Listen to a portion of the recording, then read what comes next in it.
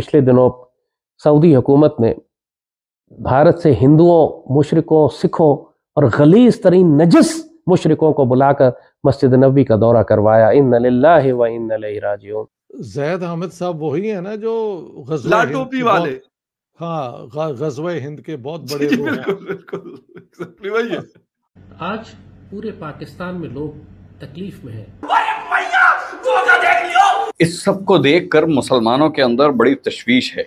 इससे पहले तो कभी नहीं देखा गया कि वहाँ पर मुशरिकीन दाखिल हो रहे हों, या इससे पहले की जो हुकूमत आई उन्होंने भी वहाँ पर दाखिला नहीं होने दिया मुशरिकीन का। लेकिन ये जो बोर्ड हटाए जा रहे हैं तो इसका मतलब लगे क्यों थे? जैद जमान हामिद साहब, आपको पता है पाकिस्तान के कितने बड़े वो डिफेंस हैं।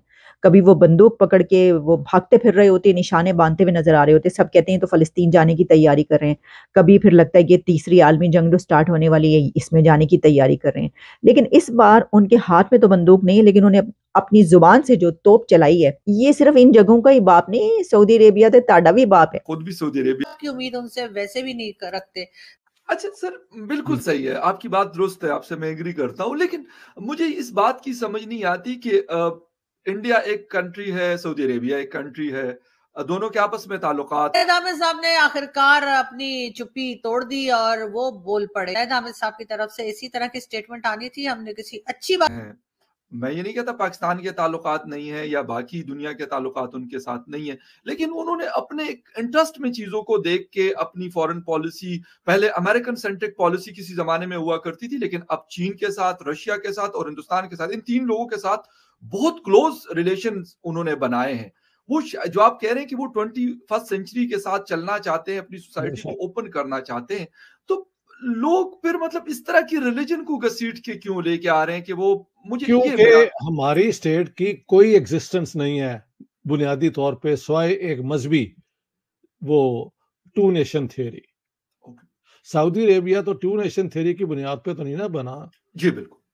और इनसे पूछो कि चीन के साथ तुम्हारा कैसा रिश्ता बनता है पाकिस्तान का, उनकी तो ऑफिशियल आइडियोलॉजी एथिस्ट है। हाँ जी, वो तो खुदा को मानते ही नहीं है ना, चीनी जो है। जी बिल्कुल, उनकी तो ये आइडियोलॉजी है। तो उनके साथ अपना जैद हामिद और ये बाकी जो हैं उनको कोई इतराज नहीं है। एक जमाने में सऊदी अरेबिया सोवियत यूनियन को रिकॉग्नाइज नहीं था करता, क्योंकि वो भी कम्युनिस्ट आइडियोलॉजी थी। वो सारा खत्म हो गया है। दुनिया इन आइडियोलॉजिकल फिक्सेशंस की बजाय अपने नेशनल इंटरेस्ट के एतबार से रिश्ते बना रहे हैं। तो इसलिए हमारी सोच जो है वो दकियानूसी है, वो 21वीं सदी की सोच नहीं है, वो आइडियोलॉजी ड्रिवन सोच है, और वो anti India, anti Hindu orientation की बुनियाद पे वो दुनिया को देखते हैं।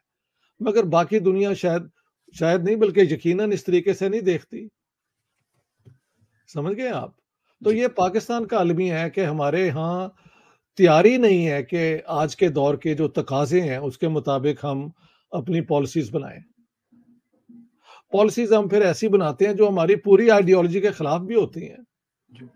हाँ जी, चीन के साथ जो हमारा रिश्ता है, और ठीक है स्टेट टू स्टेट रिश्ता है, पाकिस्तान को एक सेंस ऑफ स्टेबिलिटी मिलता होगा, मैं मानता हूँ, लेकिन वो तो एथिस्ट आइडियोलॉजी है। और जैद अहमद को पूछो, कोई खुदा का खौफ करो, हिंदुस्तान के अंदर 230 मिलियन मुसलमानों के लिए तुम्हारे ये जो इस किस्म के एंटी इंडिया, गज़वा हिंद किस्म के बयान है, वो किसी को नुकसान नहीं पहुंचाते। वहां के मुसलमानों को वो एक 5th कॉलम की शक्ल में ले आते हैं। या तो दरवाजे खोलो ना और सारे हिंदुस्तान के मुसलमानों को आने दो, क्योंकि पाकिस्तान तो बना ही इस्लाम और मुसलमानों को बचाने के लिए था, वो भी इन्होंने नहीं करना। तो इनके पास कोई आर्ग्यूमेंट नहीं है जो कि एक क्या कहते हैं सस्टेन्ड रीजनिंग की बुनियाद पे हो।